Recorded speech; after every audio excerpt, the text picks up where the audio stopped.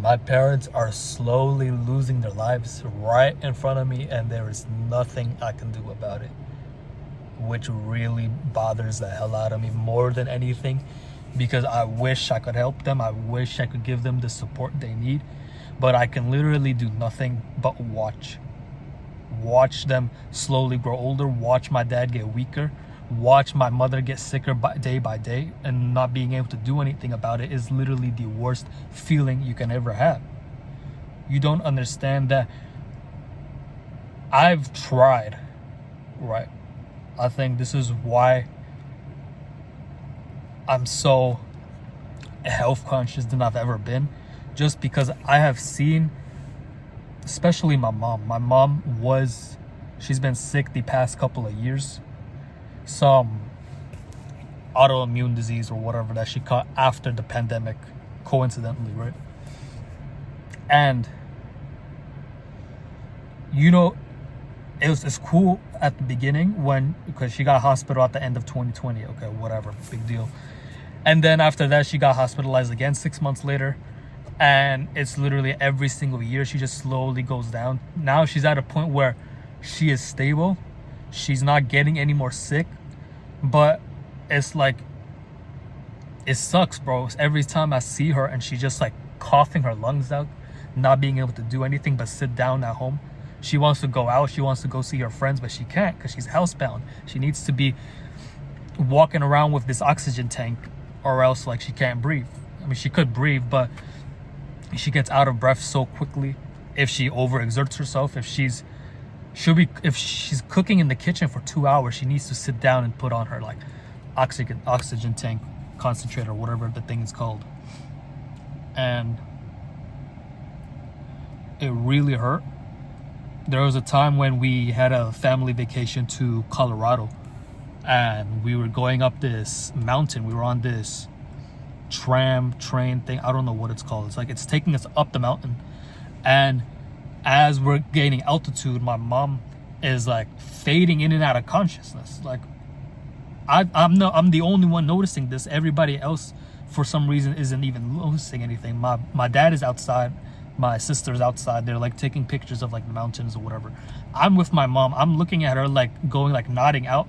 Like you would think that she's overdosing on drugs the way she's nodding on and off, bro.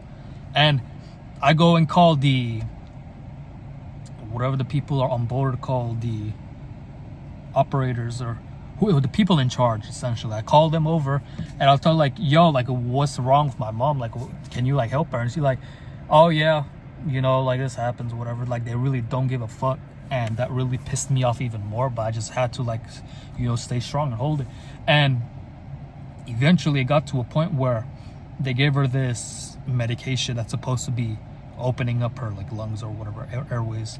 And even then, bro, like it still like haunts me to this day, where my mom is telling me like in Bengali, right? She says like, aman murtisi aman. And she just kept repeating that like over and over again. She said it like 5 or 6 times in a row. Basically, it just means, aman, I'm dying, aman. She just said that over and over again. And I'm like, what are you talking about? Like, you are right in front of me. How can you be dying? And after she stabilized, like after like 3-4 minutes passed, that's when they said, that's when she like finally like woke up properly. And it's like she's looking around. She's looking at me like, why are you crying? And I'm just thinking to myself, like, what else do you want me to be doing? Do you want me to be happy that you're dying in front of me? Do you want me to be singing in joy that my mother is dying and all these other passengers are just looking at me like I'm crazy? What else am I supposed to be doing? Like, you don't...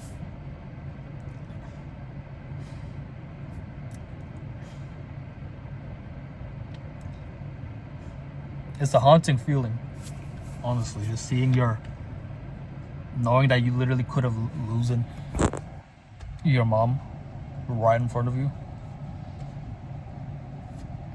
So we hooked her up to some oxygen tank and we drove her down the mountain in like an ambulance, like my first time ever in an ambulance. And I think that was when early 2021 or late 2021. Since then, it's literally just gotten a little bit better. but you know, she can't really do much, and it hurts because I can help her. I literally know what she can do, like, to help her. There is, I don't know, like, there is this psychologist, Jordan Peterson, where he has autoimmune diseases. His daughter too. What's her name? Michaela Peterson. She also has like autoimmune disease. She had like, I don't know what she had, but she had some diseases that she cured by just going on like a pure carnivore diet. And I'm trying, like, at least try it, mom. At least try like going on this diet and see if it helps. My friend who has lupus, he tried it. He didn't like fully try it like permanently, but he tried it for like a week. And he was telling me like my life is improving so much more just by eating only meat, which, you know, it makes no sense, especially like all this like lies and propaganda we've been fed that you need to have your 3 squares a day. Breakfast is the most important meal of the day. Go eat your oats and cereal. All this this processed junk that we call healthy nowadays, right? And I'm telling her, why don't you just listen to me? Why don't you take my advice and actually take care of your health? You know, I try not to get really pissed off just because at the end of the day, you can't force anybody to listen to you. You just gotta let people live their own lives. But it's tough when those people are living in the same house as you and you see them every day getting worse. My dad, he came back home from Bangladesh a couple of weeks ago. As soon as he came home, he had mild pneumonia. I had to wake up. My mom woke me out of my bed at like 5 in the morning. I had to drive my dad to the hospital, to the emergency room at like 5:30 in the morning. And we came back. He is literally coughing nonstop.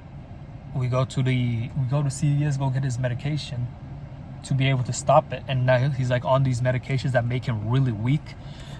And it bothers me because you guys literally could have helped yourself had you listened to me, but you chose not to. And my parents are dying in front of me, and I feel like it's my fault because I didn't do a good enough job to help them. But it's not my fault because I can't save everybody. You know, part of it is definitely my fault because there was a time where my parents were actually taking care of their health. My dad was walking every single morning for hours at a time, like 1 to 2 hours every single day. He got onto this ketogenic diet, whatever, and he actually started to actually feel better. He has diabetes, right? He was close to, like, the doctors told him, you gotta take insulin shots now. Like, your diabetes, your blood sugar is way too high. Obviously, my dad doesn't want to do that, so he says, forget that. I'm actually going to fix this myself. And my dad started actually taking care of his problems, eating better, working, like, he doesn't work out, like, he was walking more, like, being more active. My mom too, like, my mom was actually, both of my parents were taking care of themselves right up until COVID happened, where they were locked inside the house all day. And I blame myself because I got complacent too during that time, when the only reason why they were actually being so motivated to take care of themselves is because they saw me taking care of myself. This was 2019 was when I first really started getting into the gym. I really started working out a lot more consistently, eating cleaner a lot more consistently. I got shredded for the first time in my life, like 20 years of my life. And seeing me change inspired my parents to change. And that's really the only way you can make somebody change, is by inspiring them to change, by taking action yourself. And because I did that, my parents started to change, and everything was going fine up until I got lazy during lockdown. I stopped working out, I stopped eating clean, I started gaining more weight, and my parents started doing the same. So who's to blame? Can I really blame my parents? Because they've been looking at their own son for guidance this whole time, and then their own son stopped working out. So what's the point for them to work out? And you can't really blame them because they don't know better. Even when I was just 10 years ago, bro, when I was in middle school and high school, they were telling me in school that the most important meal of the day is breakfast, and the best thing you could eat is like grains and cereals and stuff. And at the time, I don't know better because, you know, people don't actually have the knowledge we have now. just imagine 20 years ago, 30 years ago, people, the limited information people had, telling people, okay, you can eat all this junk and it's fine because it's not going to make you unhealthy. And they start selling a whole bunch of processed junk. They start selling stuff flooded with seed oils. They start selling stuff that's not even real food. And, you know, what are people going to say? They have nothing to... They have nothing to actually counter it with. They don't have the knowledge they have now. So you can't really blame your parents. Your parents didn't know better. And all you can do is just accept the fact that, okay, they didn't know better, but they can change eventually if you motivate them. Which is tough enough on its own, especially when they don't want to. Like, I've exhausted myself trying, right? At this point, like, I wish the best for my parents, but I just, like, you lose hope trying to force people to be healthier when they don't want to be healthy themselves. This predicament that I'm in, I just don't know what to do. And I've just internally suffered for years at this point, because I know what's going to happen. I know one day I'm going to wake up and my mom is dead. My mom's not, like, she doesn't wake up from her sleep. My dad gets shot on his way back from work or something. It's going to happen one day. And I just know it. So I've just, because I know it's coming, I've, like, for years just been suffering, living in the future for so long, for something that hasn't even happened yet, for something that can still be prevented. But it's like, I just feel hopeless. I just feel like I can't do anything about it, right? And I'm at a point now where I'm finally moved on. I do this a lot, actually, like, side note, like, off tangent, that whenever, like, relationships go sour, whenever people I'm close with, like, just stuff doesn't work out, I've already, like, mentally, I'm in the future. I've already grieved and moved on. So by the time I cut you off, or by the time I'm cut off, I don't care, because I'm already, like, 2 years into the future, right? That's the same thing. Like, if my parents died tomorrow, honestly, I would not be upset. Just because I've spent years preparing for it in a way. It doesn't even make any sense, but I don't even know, like, what I'm trying to say with this video. It's just, I want to be successful, obviously, right? That's why I'm running this channel. That's why I'm trying to become a doctor. Because I want to be successful. I want to make a name for myself. I'm going to be a leader in the future, inshallah. And I just want my parents to see that for themselves. See what the son they've raised has become. Because there was a time where me and my parents were not really that close. And I think that's why this hurts me so much. Because just 4 or 5 years ago, like, I'd be like an embarrassment of a son, honestly. All the shit I put my parents through, literally running away in the middle of the night, and my mom, like, sending me pictures of herself crying, telling me to come back home, and I'm telling them, no, I don't want to stay with y'all because y'all won't let me live the way I want to live, right? I'm running away from home every other day, every other week. I'm hanging out with the wrong people. I'm doing stuff that I'm not supposed to be doing. And getting fights into my parents was just, like, normal.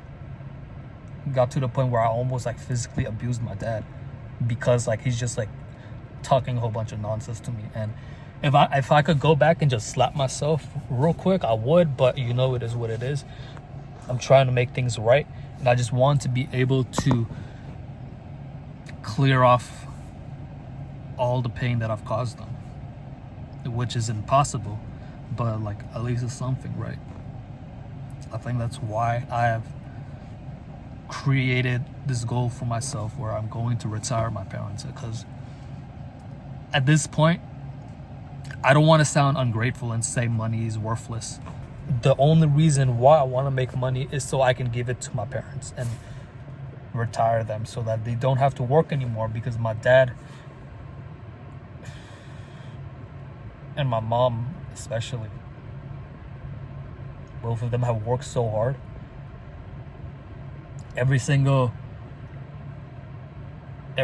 person who has immigrant parents knows how hard like their parents had to work just to provide for them.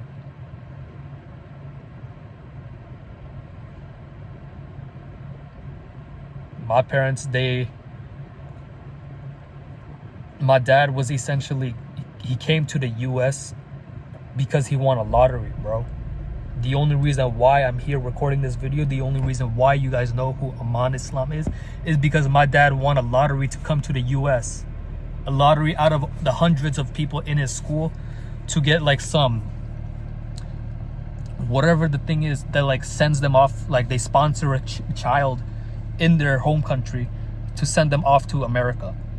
And my dad won out of the hundreds of other kids. Do you realize like the stars had to align just for me to be born in America? And like the amount of like ungrateful stuff, how ungrateful I've been to my parents. I just want to be able to provide for them, but I have no idea how long my parents are going to be alive for, which is like the only thing holding me back. I have a long-term plan for success. I just hope they live long enough to see me succeed.